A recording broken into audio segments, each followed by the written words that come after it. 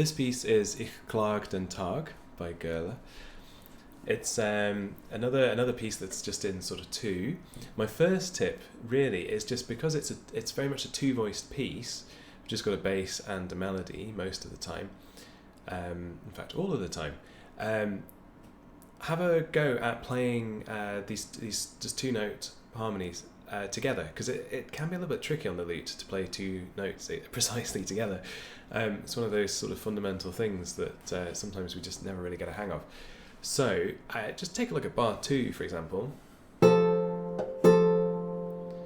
Now, even if you're really, really listening, you can even hear that I'm not totally playing those notes together.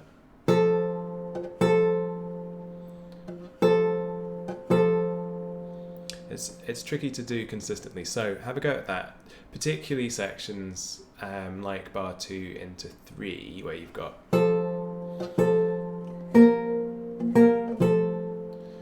And you really want, I do all of that with my thumb and second finger, so you really, really want those to stay together, but obviously you can do any particular fingering you like, but you really want those notes to sound together as one, whilst also maintaining a bit of differentiation between the voices. But for the most part, you probably get that just through the kind of articulation you get from your thumb as opposed to your finger. So there'll be a bit of a difference there. My second tip is in bar 10. This is the first time over these sets of lessons where we're having to sort of do thumb and first finger in the bass part of the instrument.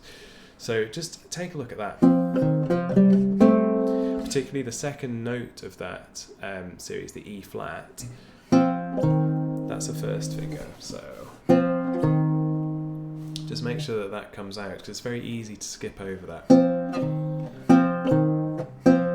Just practice doing that a few times if you need to.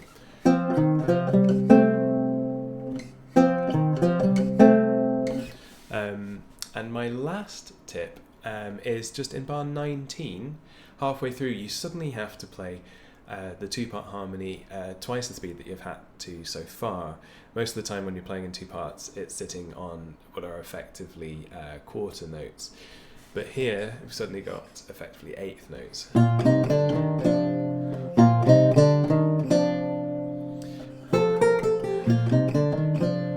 So you really want that bass line to come out separately from the melody and not sound like it's the weaker player in the two voices. So you might want to just practice that. I just repeat all the notes with my thumb. Just practice that a few times, get it into your head so that you can hear that rising bass line and bring it out. Often if you can just hear these things in your head, you can bring them out automatically. So, and get it to a speed where, or practice it slowly so that you can get it to a speed where it just happens completely fluidly. You don't want any sort of break where you suddenly realise you've suddenly got to play two parts faster than you've had to so far. So give that a little go, and I hope you enjoy it. Let me know how you get on in the comments.